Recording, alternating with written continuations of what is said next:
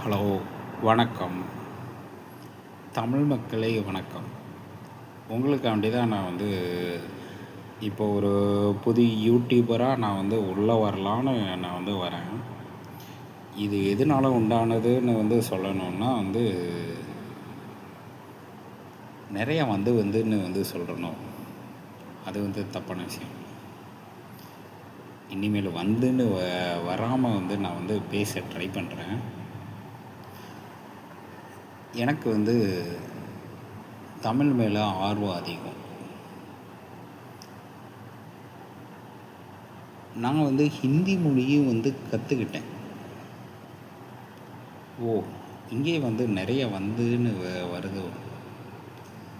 சரி, இருந்தாலும் பரவாயில்ல. கொஞ்சம் இந்த வந்துங்கிறத குறைச்சிக்கிறேன். எனக்கு என்னென்னா, இந்த இந்தி மொழி திணிப்பு, இந்தி மொழி இதெல்லாம் முன்னாடியே போராட்டம் பண்ணியிருக்காங்க. இதுக்காண்டி நிறையா உயிர்கள் போயிருக்கு. அதெல்லாம் நம்ம இப்போ போய் ஆராய்ச்சியெல்லாம் பண்ண முடியாது. ஆனால் இனி போகும் காலங்களில் நம்ம இந்த இந்தி மொழி திணிப்பு வேணாம். இந்தியை நம்ம கொஞ்சம் கற்றுக்கலாம்ல. நானும் ஒரு தொழிலுக்காண்டி நானும் மும்பை போனேன். அங்கே ஒரு 5.5 வருஷம் வேலை பார்த்தேன். அங்கே அதனால தான் ஹிந்தியை நான் கற்றுக்கிட்டேன். இதே இது நம்ம தமிழ்நாட்டில் இருக்கவங்களும் சரி, வேறு மாநிலத்தில் இருக்கவங்களும் சரி, அந்த மாநில மொழிகளை நம்ம கற்றுக்கலாம்ல.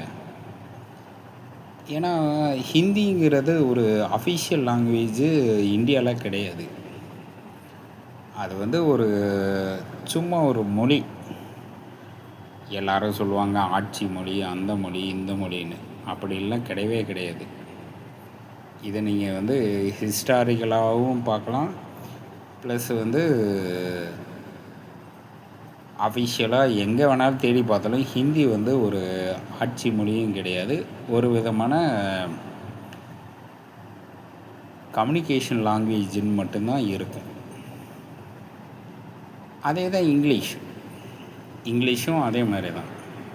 இங்கிலீஷும் அஃபிஷியல் லாங்குவேஜ் கிடையாது, ஆட்சி மொழியும் கிடையாது. ஆட்சி மொழி, அஃபிஷியல் லாங்குவேஜ் ரெண்டும் ஒன்று தான். அதுக்கப்புறம் எல்லா இடத்துலையுமே நம்மளோட அம்பேத்கர் இயற்றின சட்டப்படி இந்தியாவுக்கு எந்த விதமான மொழியுமே கிடையாது. அவங்களுக்கு விருப்பப்பட்ட மொழியில் அவங்க என்ன வேணாலும் முறையிடலாம், என்ன வேணாலும் சொல்லலாம். இதுதான் அவர் இயற்றிட்டு போயிருக்காரு. இதை இன்னும் நிறைய பேர் புரிஞ்சுக்கிறது இல்லை. இப்போ ஒரு படம் ஒன்று வந்திருக்கு, பராசக்தின்னு. அது புறநானூறுன்னு வந்திருந்தாலே அந்த படம் செம ஹிட்டாக இருக்கும். பராசக்தின்னு வந்ததில் ஒன்றும் பிரச்சனை இல்லை. அது ஒரு நல்லது தான். ஏன்னா பராசக்தி சிவாஜி கணேசன் அவர் நடித்து அது ஹிட்டான படம் தான். நிறையா மனிதர்களுக்கு அந்த படம் ஒரு ஒரு விதமான உணர்ச்சிகளை கொடுத்துச்சு. ஏன் யாரையும் நம்ம தாழ்வாக பேசக்கூடாது அப்படின்னு தோணுச்சு. அந்த படம் அப்படி உண்டாக்கி கொடுத்தது தான் பராசக்தி. அதே டைட்டிலில் இப்போயே வந்திருக்கு. ஆனால் இந்த படத்துலேயும் ஹிந்தி நீங்கள் பேச வேணான்னு சொல்லலை. ஹிந்தியை நம்ம கற்றுக்கணுன்னு தான் சொல்கிறாங்க. ஹிந்தியை நான் தமிழ்காரன் தான், பக்கா தமிழ்காரன். தமிழ் மீடியமில் படித்த பையன். இருந்தாலும் ஹிந்தியை நம்ம கற்றுக்கிட்டோன்னா வேறு மாநிலத்துக்கு போகிறதுக்கு நல்லாயிருக்கும். அதுக்காண்டி எழுத படிக்கணும் அப்படின்னு அவசியம் இல்லை.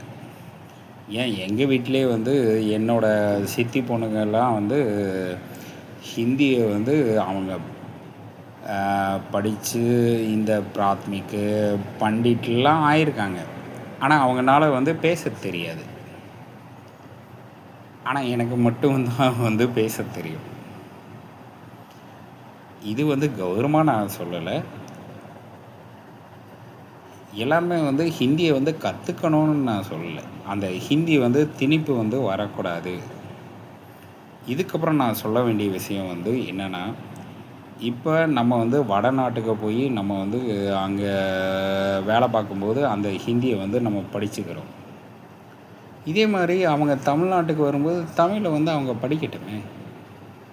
ஏன் வந்து அவங்க வந்து தமிழை வந்து நாங்கள் வந்து படிக்க மாட்டோன்னு வந்து சொல்லக்கூடாதுல்ல. இப்போ இருக்க எல்லா கடைகள்லையும் சரி, எல்லா ஹோட்டல்கள்லேயும் சரி, எல்லா இடத்துலையுமே வந்து ஹிந்திக்காரங்க வேலைக்கு இருக்காங்க. ஏன்னா அவங்க குறைச்ச வேலைக்கு இருக்காங்க. குறைச்ச சம்பளத்துக்கு இருக்கிறதுனால தான் வந்து வேலைக்கு வச்சுருக்காங்க. இருந்தாலும் அவங்க வந்து அந்த தமிழை வந்து புரிஞ்சு தெரிஞ்சு படிச்சுக்கணும். நீங்கள் வந்து எந்த இடத்துக்கு போனாலும் சரி, இப்போ தமிழ்காரங்களாக இருந்தால் தமிழில் வந்து பேசுங்க, ஹிந்திக்காரங்களாக இருந்தால் ஹிந்தியில் பேசுங்க. இப்போ நம்ம வந்து வடநாட்டில் போய் வேலை பார்க்கும்போது நான் வந்து தமிழில் பேசினா அவனுக்கு வந்து புரியாது. அவன் வந்து யோசிப்பான், நீ என்ன என் நாட்டில் வந்துட்டு நீ வந்து தமிழில் பேசுகிற அப்படின்னு வந்து கேட்பான். இதுக்கு தான் வந்து அறிஞர் அண்ணா அப்பயே வந்து திராவிட நாடுன்னு தனித்திருநாடு வரணும்னு வந்து அவர் வந்து சொன்னார். நாங்கள் வந்து தனியாக வந்து நாடு கேட்டாலும் வந்து கொடுக்கல. சரி விடுங்க, அதெல்லாம் முடிஞ்சு போன கதை, அதெல்லாம் வந்து பேசக்கூடாது. இப்போ வந்து நம்ம தமிழ் வந்து ரொம்ப வந்து பழமையான மொழி. அந்த மொழியை வந்து எல்லோரும் கற்றுக்கணும். ஹிந்திக்காரங்களாக இருந்தாலும் சரி, இங்கிலீஷ்காரங்களாக இருந்தாலும் சரி, இங்கே வந்து வாழ்கிறீங்களா, நீங்கள் வந்து அதை கற்றுக்கிட்டு அதை வந்து பேசுங்க. ஏன்னா அவங்க கூட தானே நீங்கள் வந்து வாழ்க்கையை வந்து இனிமேல் நடத்த போகிறீங்க. அப்படிங்கிறம்போது நீங்கள் வந்து அந்த ஹிந்தியை வந்து நீங்கள் தெரிஞ்சுக்கணும், புரிஞ்சுக்கணும், படிச்சுக்கணும், பேச தெரிஞ்சுக்கணும். இது வந்து நான் எல்லா ஹிந்திக்காரங்களுக்கும் நான் வந்து சொல்கிற ஒரே ஒரு வேண்டுகோள் தான். நாங்கள் மட்டும் தமிழ்காரன் வந்து வடநாட்டில் வேலை பார்க்கும்போது உங்கள் ஹிந்தியை வந்து நாங்கள் வந்து பழகிக்கிறோம்ல, அதை வந்து படித்து அது எப்படி வந்து பேசணும், எந்த இடத்துல பேசணும் அப்படின்னு வந்து நாங்கள் புரிஞ்சு வந்து படித்து தானே நான் உங்கள்கிட்ட பேசி அங்கே வந்து வேலை பார்க்குறோம்.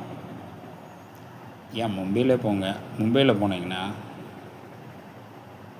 எல்லா இடத்துலையுமே வந்து நம்ம தமிழ்காரங்க இருப்பாங்க. முக்கால்வாசி